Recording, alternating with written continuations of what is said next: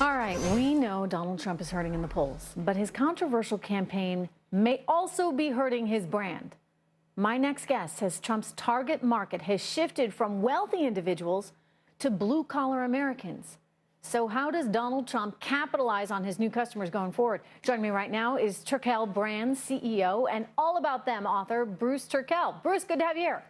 Thank you. Thank you for inviting me. All right. So let's talk about how it's hurt the high end here. I mean, he's got all these Trump condos, he's got all these Trump golf courses, Trump steaks, Trump wine, you name it. How does the perception of him right now in the public affect his brand for what it traditionally has been? It's quite simple. There's a great saying, how you do anything is how you do everything. And exactly what he's doing in his political campaign is what's going to happen in his business campaign, which is he's targeting a very clear audience. They tend to be male, they tend to be white, they tend to be less educated, and they tend to be less affluent. But if you look at his businesses, that's not who his businesses have targeted. So what's going to happen when an affluent, college-educated couple thinks about where they're going to stay, and one of the couple says, why don't we stay at the Trump Hotel? The other one says, no, you know what, honey, I'd rather stay somewhere else. Yeah, I was just talking off camera, actually, with Ed Rollins about that exact issue, on Pennsylvania Avenue. He's got his brand new hotel, and Ed pointed out that it's $900 a night to stay at that hotel. And given the sort of polarizing effect he has had on Washington, D.C., Ed's wondering if people are really going to stay there. Do you agree?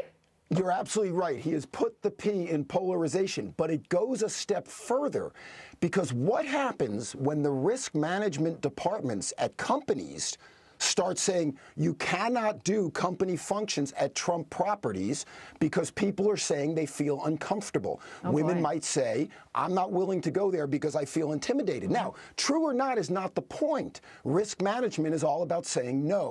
So this is definitely going to have it's bad effect. News for the higher end stuff, but he has connected in a way that we have not seen, frankly, any Republican since Reagan. He has connected with the middle class, with blue collar workers that feel as though they've really gotten the short shift, if you would, in this whole globalization environment. Is there anything he can do going forward, if he doesn't win the White House, to capitalize on that? Of course, and some of us might be cynical enough to believe that that's where he was going all along. His brand has plummeted, but it's also solidified, as you pointed out, and shifted to a new market.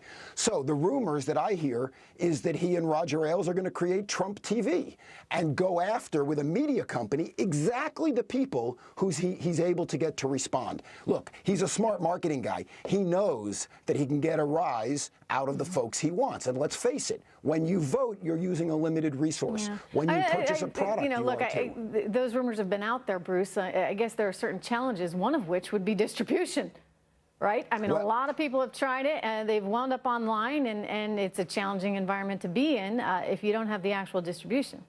Of course, if you don't have the distribution, if you don't have the eyeballs, you don't have the power. However, if he can demonstrate that he has a built-in audience, a built-in audience who will watch right away, and more importantly, will purchase products. So that's where you think this is going? I do. I think we're going to see a media company come out of this. Very interesting. We shall find out. Bruce, thanks so much. Good to see you. All right, new polls show Hillary Clinton gaining ground on Donald Trump.